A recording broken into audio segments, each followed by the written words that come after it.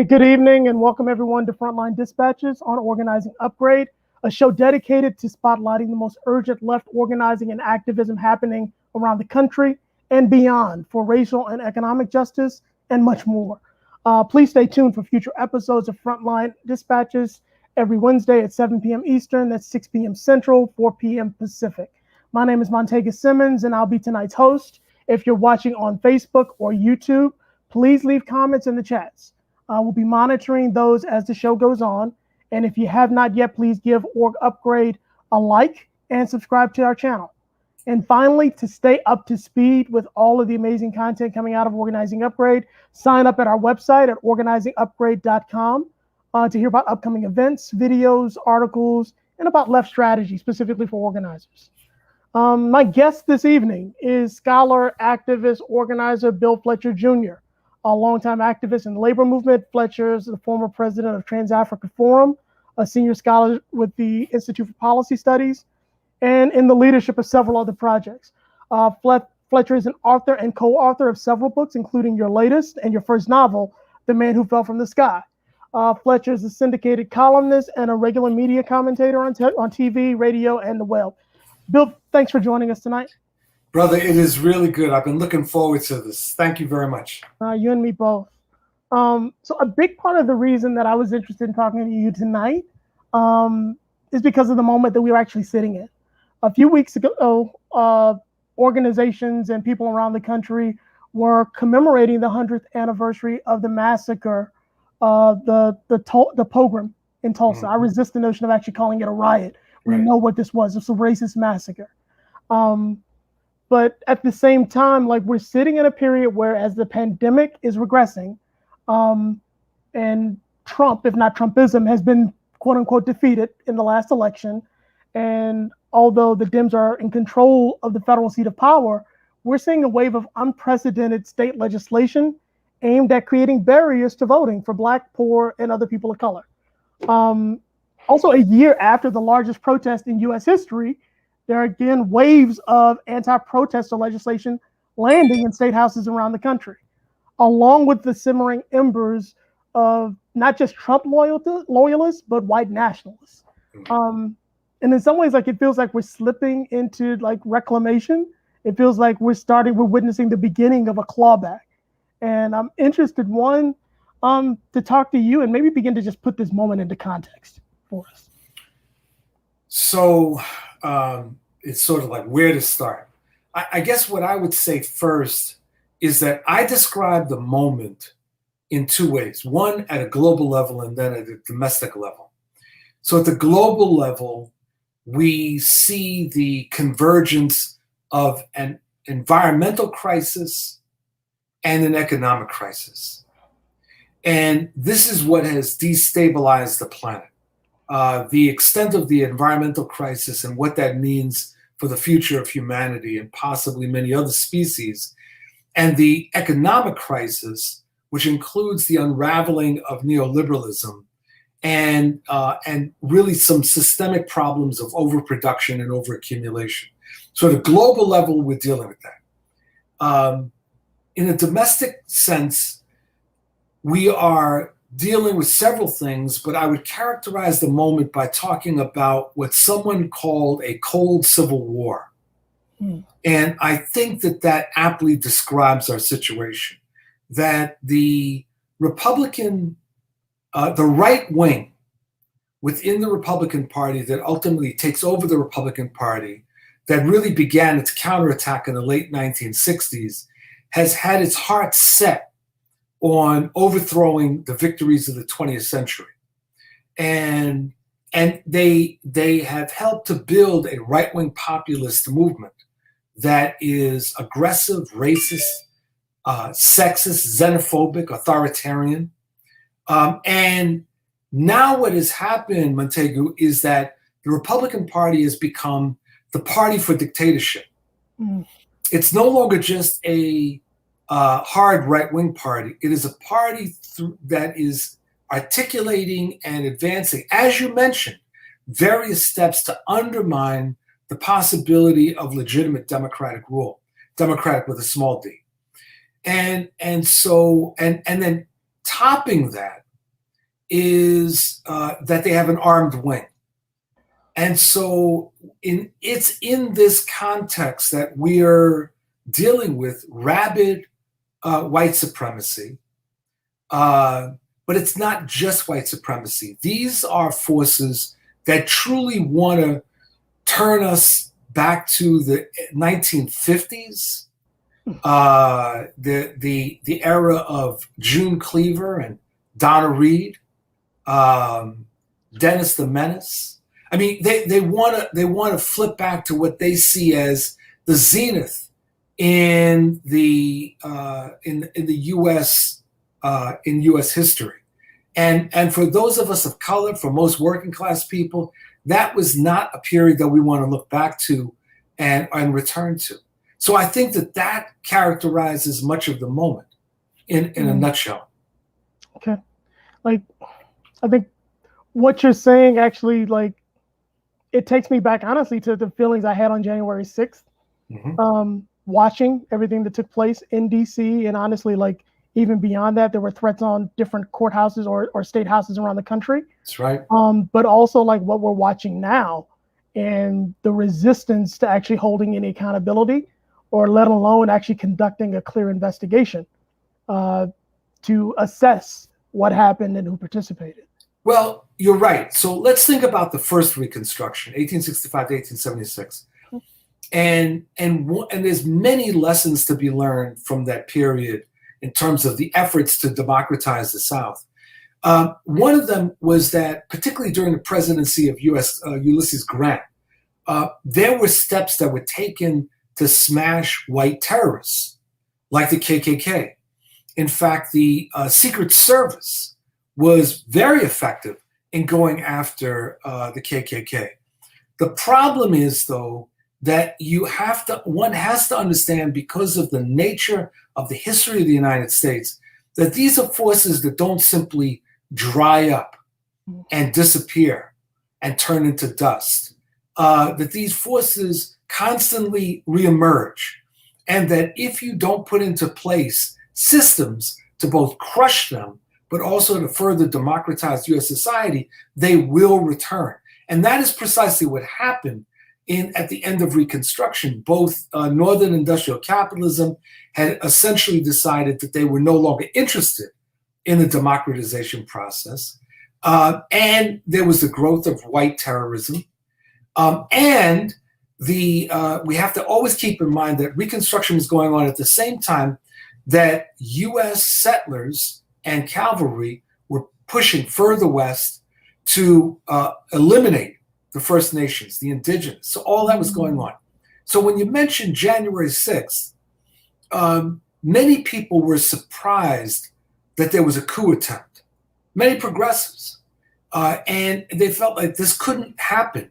And they failed to realize the history of the United States is filled with similar such incidents, including various things that took place during Reconstruction, the 1898 coup in Wilmington, North Carolina, that overthrew a legitimately elected populist government and resulted in the deaths and expulsions of hundreds, if not thousands, of people from Wilmington. The attacks on Black majority towns, the massacre, as you mentioned, in Tulsa, as well as the plot for a coup against Franklin Roosevelt in the 1930s by extreme right-wing elements.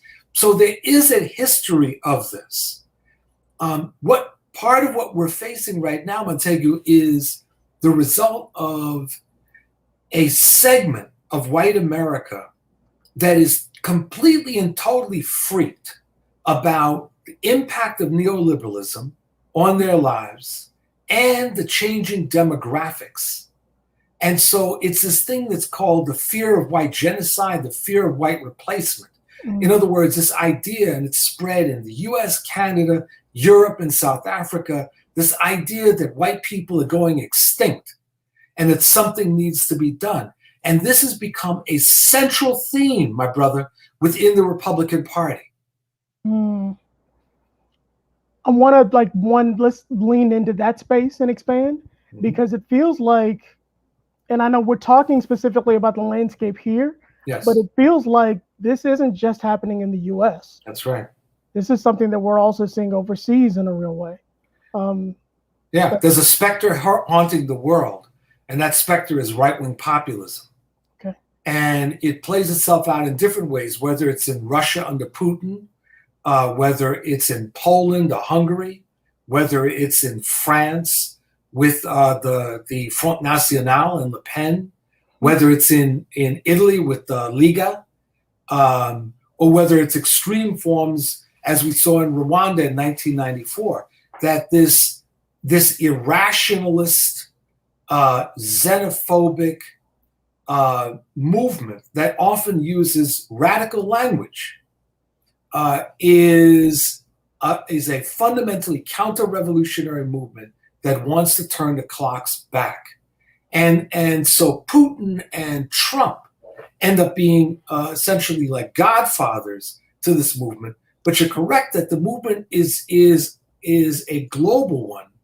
And part of my conclusion is that there'll have to be both a domestic and a global response. Mm-hmm. That we have to give solidarity to people around the world, like in Brazil, that are fighting right-wing populism in the form of the fascist president Bolsonaro.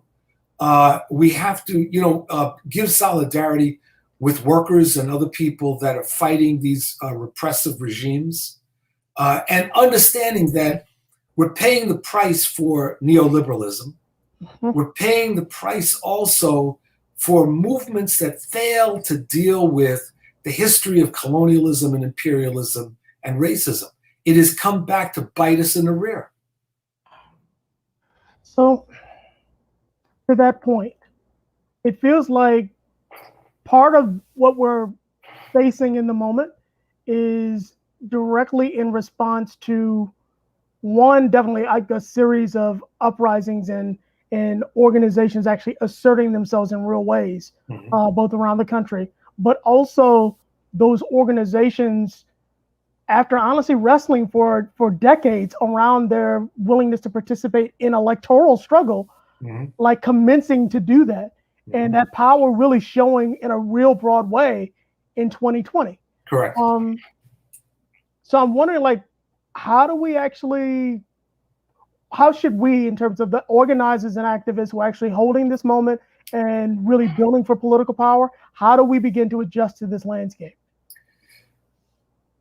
So my fear is that too many of us started too late in building the counterattack against the right in the electoral realm. As you know, many good friends of ours were completely in opposition to electoral work. So it is completely and thoroughly reformist, and believed that the only thing of value was direct action. And unfortunately, they're mistaken. And so I think we are paying a price. But I think since the George Floyd murder and the response, there's some lessons that we've got to draw out of this. So coming out of in response to the George Floyd murder, we had this humongous mass movement. One of the most multiracial, multinational that I can remember, Black-led but not Black exclusive, that had this demonstrable impact on the people. And so you saw these remarkable poll numbers where people around the country, including within the Republican Party, were becoming swayed by the Black Lives Matter movement. Not any one organization, but by the movement. The problem is that these movements can simply not be sustained as street action alone. And that part of what we have to pay attention to is institution building and longer term strategy. So ultimately, the movements are going to start to decline. And when that happens, if you haven't left anything in its wake, the other side takes advantage. And that's exactly what they're doing. And it speaks to your point. So the right wing has moved in with laws against protests, laws trying to change voting rights, etc., because there is an insufficient organizational base on our side beating them back. Now, I don't think it's too late. I hope it's not. But I think that we now have to be much more thinking about a new voting rights movement, which includes everything from litigation to ballot initiatives to new mass organizations to raising hell in the streets. All of those things need to be part of a new voting rights movement around the country. We need to really be thinking about the need to win progressive electoral office. And so that means trying to figure out the kind of coalitions that need to be put into place and built. Now, I'm going to say something that probably be unpopular to some people. You don't start a coalition by saying it's going to be Black-led. The coalition will be Black-led if we're leading it and if our politics are leading it. But it's not going to be like Article number 1 in the Unity Statement that this is Black-led. That's like fantasy. If we're interested in leading, then we need to lead with organization and politics. And we need to lead with what I would call a rainbow framework. In other words, we need to be thinking about a new majority. How do we build a new majority consciousness within the United States that really taps into, much like Jesse Jackson did in the 1980s, taps into the different segments of the oppressed and says to them that you have a place in this new majority, you have a face in this new majority, and you can help to shape that. And I think that that is part of what Black radical activists who are engaged, particularly around electoral politics, need to be thinking about. We have allies out there in other progressive social movements among Latinos and Latinas, among Asians, within large sections of the working class as a whole.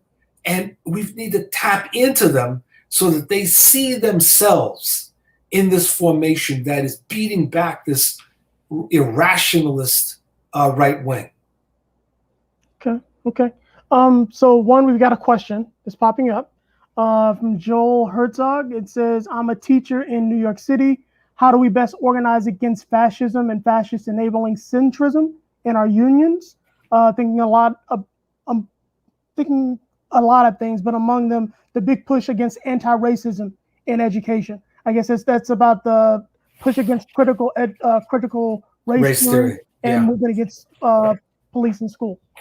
All right, so there's a few things. First of all, we should be careful about when we use the term fascist. Fascism is a social movement that is a subset of right-wing populism. And so within the right-wing populist movement, which is very large in this country, there are fascists. But they're not the same thing. Fascism is a very radical movement, and I don't mean that in the left-wing way, but they absolutely seek the elimination of anything that approaches democracy. Now, but I'm going to take the person's question at a more general level. Sure. So there's a couple of different things that we have to do in going against right-wing populism, including but not limited to fascism. One of the things we've got to do is conduct real education so that our base understands the nature of right-wing populism. Because right-wing populism and fascism also can use our language so that people become confused. I mean, just think about Donald Trump when he ran in 2016 and he starts talking against free trade. Who expected that? And so within the labor movement, you had people that said, well, wait a minute, Trump is saying the same thing that you guys had said. Well, not exactly, but I understand how people would draw those conclusions. So one of the things we've got to do is intense education with our base about the nature of right-wing populism. A second thing is that, and I don't know whether this is what the questioner was getting at, is that we've got to be challenging neoliberalism, capitalist fundamentalism. So, privatization of schools, vouchers, and things along those lines in education, we've got to be taking on and articulating a different message. We can ally with people that may not be on the left and may not be very progressive, but we at the same time have to be very clear that while we're opposing right-wing populism, while we're opposing fascism, that we're also articulating not a return to the past, not the status quo, but an alternative set of progressive politics that have been defined in different ways over time. Some people talk about the need for structural reforms. I like the idea of framing all of this in terms of fighting for a third reconstruction, which one great theorist once called consistent democracy. Okay. I want to heighten the contradiction and dive in a little deeper.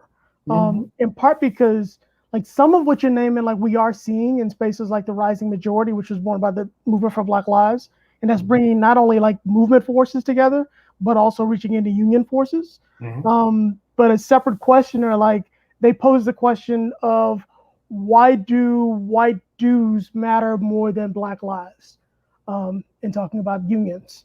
And I lift that up in part because even in those spaces amongst our staunchest allies, there's real tension amongst their rank and file in terms of the shift and trying to do that kind of education. And that's not to say that the unions aren't doing it, and even forces are out there like United Visions in Idaho are having hard conversations with white folks, but specifically like amongst the progressive unions, it's still hard in those spaces to get into this conversation. Well, part of that, Montague, is that unions are very special kinds of organizations. They are real united fronts that include workers that have very different worldviews, different religious views, etc., that tend to be united around certain specific aspects of economic justice. And depending on the nature of their leadership and the nature of whether there is a base for left-wing politics within their ranks, they can swing one way or the other.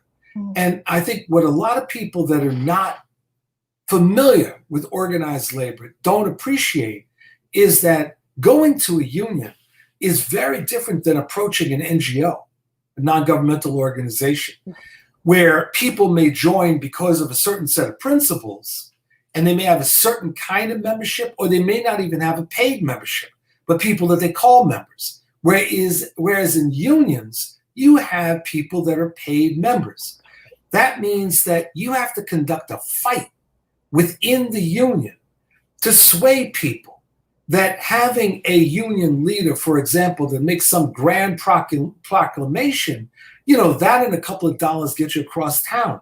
If you want to engage the members, you have to have an internal education process. And many people on the left, with all due respect, don't have the patience for that. Right. And just say, well, why can't your union come forward and do X, Y, and Z? I had this problem at the 2010 or 2011 was at the U.S. Social Forum in Detroit. And I was representing a union there. And there was an issue that came up that I could not take a particular stand on. Why? Because I was representing an organization of about 200,000 people that had very broad range of views. Whereas most of the people I was talking to were in organizations that it might have been them and a few other people, or maybe it might have been a few hundred people. It's a completely different dynamic. So if we're trying to shift views, this is why, for example, on the issue of law enforcement, one of the things that I have been saying since the whole issue arose around law enforcement unions and the role of unions in law enforcement is that in organized labor, we need a debate. Now, if you're not in organized labor, as a friend of mine said, she said, well, I don't even know why we're having this discussion. Well, when you're not in organized labor, you can say that. Mm.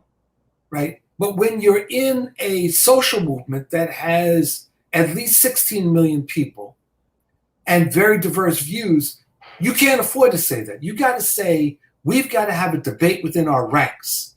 We've got to win people over to a progressive view on the whole question of law enforcement. And we can't simply issue proclamations or resolutions. Right. It's a different dynamic, man. Mm. I want to make sure like we land like that as a point. And this is something, honestly, I think has been surfacing more and more over the years when we're talking about united front politics. Mm-hmm. Part of our goal is not just to resolve contradiction, but also figuring out how to hold it. That's right. With our folks. That's right. So that we can actually continue to move forward together in those spaces. Yeah, I mean, I think you summed it up, bro. And there was this thing I read the other day with someone saying that the thing about certain kind of alliances is you march together as long as you can. And we've got to be thinking about where we can unite with certain forces and where we are going to disagree. And disagreement does not mean a turn towards warfare. It may mean, however, that we have to march in different directions, and that's very difficult because we on the left, we can agree with each other on 95% of the things, and then that 5%, we're ready to go to war. And then when you go outside of the left and you go to other liberal and progressive forces, there's some level of intolerance that we frequently have. And I'm convinced that that's because many of us don't want to win, bro.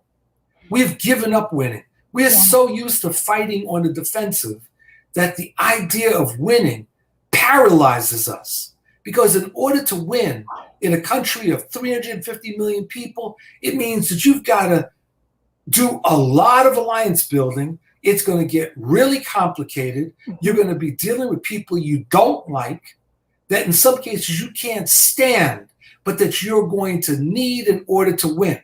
That is if you want to win. And that's the only reason I'm in this. I'm not interested in losing. Thank you. If you're watching now, YouTube, Facebook, last few minutes, if you have any questions, feel free to drop them. Again, this is Organizing Upgrade. It's Frontline Dispatches. Bill, we got like 2 minutes left. This was heavy. It was good. I enjoyed it. Yeah, I'm curious, like, are there any other points that you may want to lift out from? Absolutely. Sure. So this is not a time for despair. I really want to underline that. I am getting so sick and tired of reading things about the 2020 election that predict defeat.